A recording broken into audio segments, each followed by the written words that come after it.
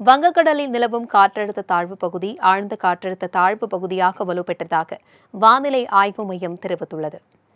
தெற்கு அந்தமான் கடல் மற்றும் தென்கிழக்கு வங்கக்கடல் பகுதிகளில் நிலவிய வளிமண்டல மேலடுக்கு சுழற்சி காரணமாக இந்திய பெருங்கடல் பகுதி மற்றும் அதனை ஒட்டிய தென்கிழக்கு வங்கக்கடல் பகுதியில் ஒரு காற்றழுத்த தாழ்வு பகுதி உருவாகி உள்ளதாக சென்னை வானிலை ஆய்வு மையம் தெரிவித்திருந்தது.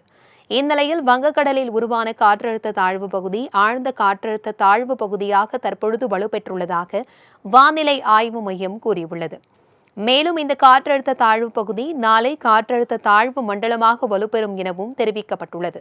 இதனைத் தொடர்ந்து அடுத்த 2 நாட்களில் வடமேற்கு திசையில் தமிழகம் இலங்கை கடற்கரையை நோக்கி நகரக்கூடும் என்றும் தெரிவிக்கப்பட்டுள்ளது. வங்கக்கடலில் உருவாகியுள்ள காற்றழுத்த தாழ்வு பகுதி வலுவடைந்து வருவதால் நாளை முதல் வடகிழக்கு பருவமழை மேலும் தீவிரமடையும் என சென்னை வானிலை ஆய்வு மையம் தெரிவித்துள்ளது. இதன் காரணமாக நாளை முதல் தமிழகத்தில் ஒரு சில இடங்களில் மிக கனமழைக்கு வாய்ப்புள்ளதாகவும் வானிலை ஆய்வு மையம் எச்சரிக்கை விடுத்துள்ளது.